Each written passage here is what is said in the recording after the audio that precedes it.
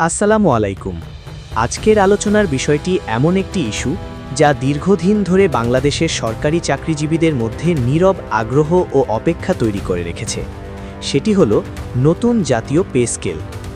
সময়ের সঙ্গে সঙ্গে দেশের অর্থনীতি যেমন পরিবর্তিত হচ্ছে, তেমনি একজন সরকারি চাকরিজীবীর দৈনন্দিন জীবনের বাস্তবতাও বদলে যাচ্ছে।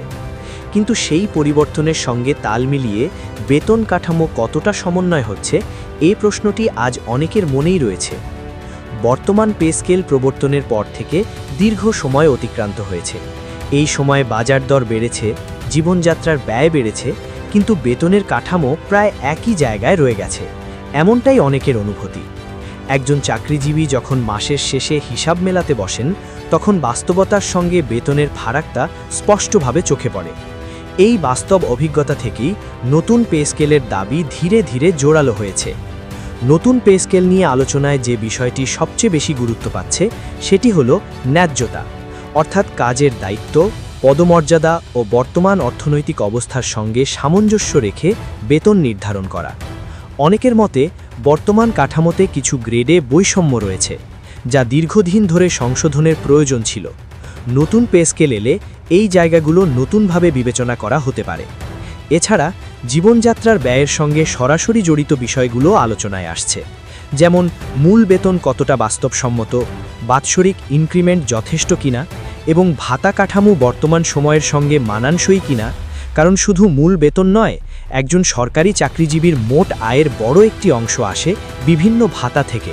তাই নতুন পে স্কেলে এসব বিষয় সমন্বিতভাবে দেখা প্রয়োজন। তবে এখানে একটি গুরুত্বপূর্ণ বিষয় পরিষ্কার করে বলা দরকার। নতুন পে স্কেল নিয়ে যত আলোচনা, হিসাব বা সম্ভাবনার কথা শোনা যাচ্ছে, তার বেশিরভাগই এখনও প্রাথমিক পর্যায়ের, অর্থাৎ এগুলো চূড়ান্ত সিদ্ধান্ত নয়। অনেক সময় সোশ্যাল মিডিয়ায় এমনভাবে তথ্য উপস্থাপন করা হয় যেন সিদ্ধান্ত হয়ে গেছে। বাস্তবে কিন্তু পে স্কেলের মতো বড় সিদ্ধান্ত নিতে সরকারের সময় লাগে এবং এটি ধাপে ধাপে এগোয়। যখন সরকার নতুন পে স্কেল নিয়ে ভাবনা শুরু করে, তখন শুধু চাকরিজীবীদের স্বার্থই নয়, দেশের সামগ্রিক অর্থনৈতিক ভারসাম্য বিবেচনায় নিতে হয়। বাজেটের সক্ষমতা, রাজস্ব আয়, উন্নয়ন ব্যয়, মূল্যস্ফীতি সবকিছু মিলিয়েই সিদ্ধান্ত নেওয়া হয়। তাই এই প্রক্রিয়াটি ধৈর্যের সঙ্গে এগোয় এবং হঠাৎ করে চূড়ান্ত ঘোষণা আসে না। এই অবস্থায় একজন সচেতন সরকারি চাকরিজীবীর করণীয় কী হতে পারে, সেটাও ভাবার বিষয়। সবচেয়ে গুরুত্বপূর্ণ হল গুজব ও অতিরঞ্জিত তথ্য থেকে দূরে থাকা। অফিসিয়াল ঘোষণা, প্রজ্ঞাপন বা দায়িত্বশীল সূত্র ছাড়া কোনো তথ্যকে চূড়ান্ত ধরে নেওয়া উচিত নয়। এতে অপ্রয়োজনীয় হতাশা বা ভুল প্রত্যাশা তৈরি হতে পারে। নতুন পে স্কেল বাস্তবায়িত হলে এর প্রভাব শুধু বেতন বৃদ্ধির মধ্যে সীমাবদ্ধ থাকবে না, এটি সরকারি চাকরিজীবীদের কাজের আগ্রহ, মানসিক স্থিতি ও ভবিষ্যৎ পরিকল্পনার ওপরও প্রভাব ফেলবে।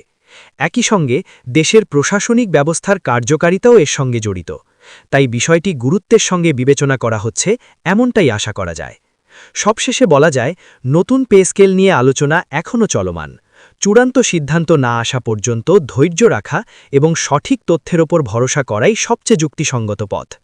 সময় মতো যখন সরকার আনুষ্ঠানিক ঘোষণা দেবে, তখনই প্রকৃত চিত্র পরিষ্কার হবে।